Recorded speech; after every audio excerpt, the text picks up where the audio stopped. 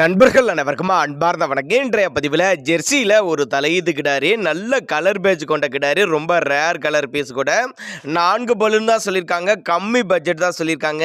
இந்த கிடாரி எந்த ஊரில் இந்த விற்பனைக்கு வந்திருக்குது, இந்த கிடாரியோட கறவைத்திறன் எவ்வளோ, விலை நிலவரம் எல்லாமே தெளிவாக பார்க்கலாம் வாங்க.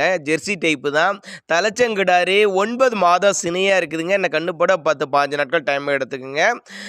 பல்லு வந்து 4 பல்லுன்னு சொல்லியிருக்காங்க. கிடாரிக்கு சொல்லி தப்பெல்லாம் எதுவும் இல்லைங்க. நல்ல ஒரு மேய்ச்சல் முறையில் வளர்க்கப்பட்ட கிடாரி, நல்ல கலர் பேஜுங்க, ரொம்ப ரேர் கலர் பீஸு, ஃபுல் மடி எடுக்க, நல்ல மடி எடுக்கக்கூடிய கிடாரி, காம்போடியம்லாம் நல்ல காம்போடியம், மடி கூச்சம் கிடையாது அப்படின்னு தான் சொல்லியிருக்காங்க.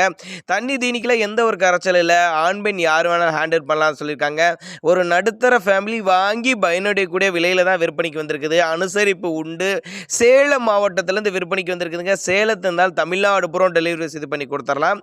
சின்னதாக ஒரு அட்வான்ஸ் மாதிரி போட்டிங்கன்னா கூட மாட்டை கொண்டு வந்து வீட்டில் இறக்கி விட்டுட்டு மாட்டு வாங்கிக்கலாம். அந்த அளவுக்கு மாடு நல்ல தரமான பொருள் அப்படின்னு தான் நம்மளோட விற்பனையை தெரிஞ்சுக்க. அப்படி தேவைப்படும் நபர்கள் மட்டும் தாராளமாக அவரோட காண்டாக்ட் நம்பர் டிஸ்பிளே கொடுத்துருக்கேன், தொடர்புகளும். இதனோட தாயெல்லாம் நல்ல கறவை கொடுத்துருக்குதுங்க. அதோட வர்க்கங்கனால தாராளமாக இதெல்லாம் நல்ல கறவை, தலைச்சனுக்கே கறவை கொடுக்கும் அப்படின்னு தாங்க நம்மளோட விற்பனையை தெரிஞ்சுக்க. அப்படி தேவைப்படும் நபர்கள் தாராளமாக கான்டாக்ட் பண்ணுங்கள். நல்லா ரோஸ் காமில் மாடு நல்லா தெளிவாக இருக்குது. இன்னும் நல்லா மடி எடுக்கும். மடி எடுக்க இப்போ அரை மடி எடுத்துருக்குது. இன்னும் நல்லா மடி எடுக்கக்கூடிய கிடாரி, இன்னும் 5 நாள் டைம் இருக்குது. நல்லா மடி எடுக்கக்கூடிய கிடாரி அப்படின்னு தான் சொல்லியிருக்காங்க.